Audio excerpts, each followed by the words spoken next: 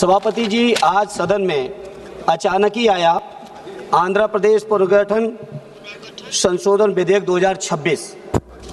यद्यपि बेहतर होता पहले से नोटिफाइड होता तो और व्यापक चिंतन करने का भी समय होता, मौका होता, लेकिन ये जिस रूप में भी बिल आया, मैं अपने नेता आदरणीय अखिलेश यादव जी और अपनी पार्टी की ओर से इस बिल का समर्थन करता हूं।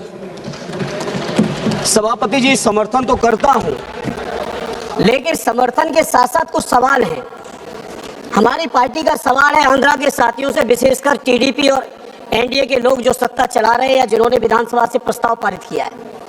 बहुत स्वाभाविक तौर पर आंध्र प्रदेश का सबसे बड़ा शहर विशाखापट्टनम स्वाभाविक राजधानी के तौर पर डेवलप हो रहा था, और अगर उस स्वाभाविक राजधानी को आपने स्वीकार किया होता तो आज जो बहुत सारी चर्चा चल रही कि इतनी जमीन की जरूरत पड़ रही है, इतने खर्चे की जरूरत पड़ रही है, इतने लाख करोड़ इन्वेस्टमेंट की जरूरत है, अगर आंध्रा के साथियों ने, वहां की सरकार ने ये फैसला लिया होता तो आज ना तो इतनी किसानों की जमीन की जरूरत पड़ती, ना इतना पैसा खर्च करने की जरूरत पड़ती जो कर्ज लेके आपको लेना पड़ रहा है, शायद नहीं पड़ती अगर आप लोग विशाखापट्टनम डेवलप करते। लेकिन हमारे नेता आदरणीय अखिलेश यादव जी चाहते हैं देश का हर राज्य विकसित हो, और स्वाभाविक है राज्य की व्यवस्था चलाने के लिए बिना स्थायी राजधानी के कोई व्यवस्था चल नहीं सकती। इसलिए देर से ही सही एक स्थायी राजधानी की जो पहल की है उसका हम अपनी पार्टी की ओर से पूरा का पूरा समर्थन करते हैं। सभापति जी, जहां हम समर्थन करते हैं वहीं सवाल बहुत गंभीर हैं। जैसा कि टीडीपी के साथियों ने भी कहा, बीजेपी की तरफ से भी सीएम रमेश जी ने कहा कि इतने किसानों ने अपनी जमीन दे दी, किसानों ने जमीन दी, ये किसानों का बड़प्पन है।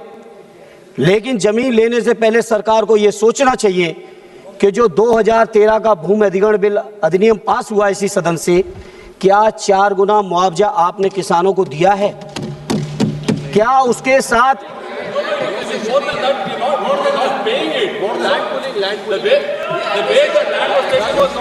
मुआवजा दिया? एक अगर दिया है अच्छी बात है, हम आंध्रा के किसानों के हितों की बात कर रहे हैं।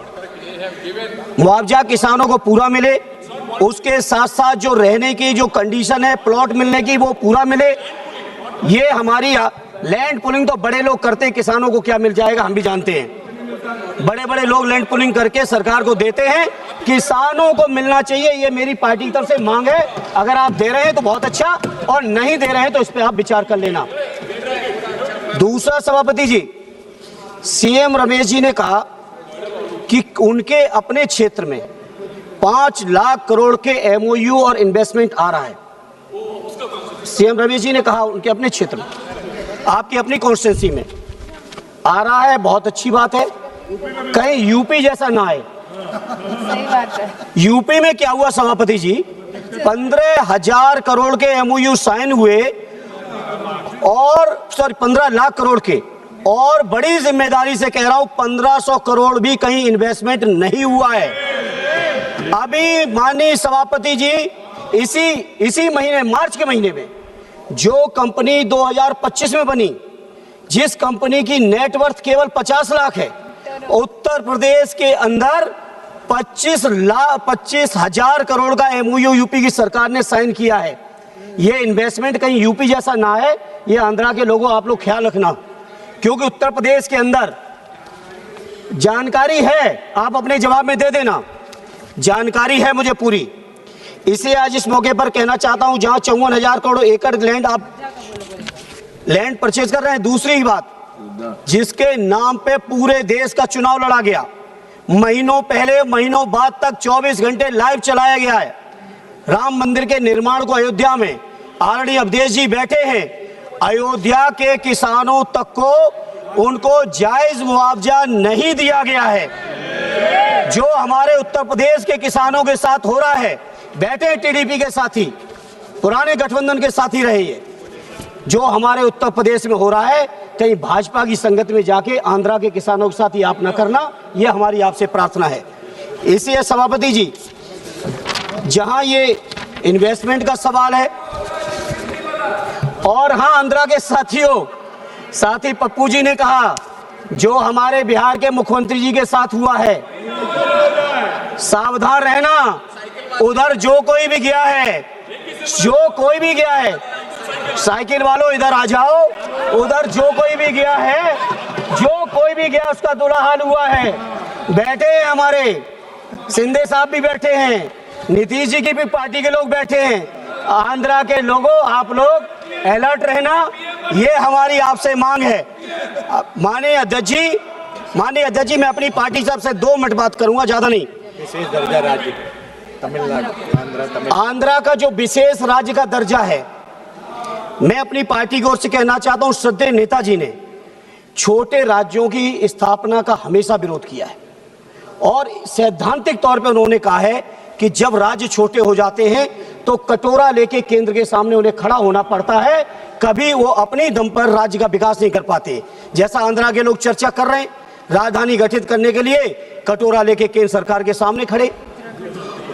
उत्तराखंड के लोगों का विकास कैसे हो पाया वो हम जानते हैं।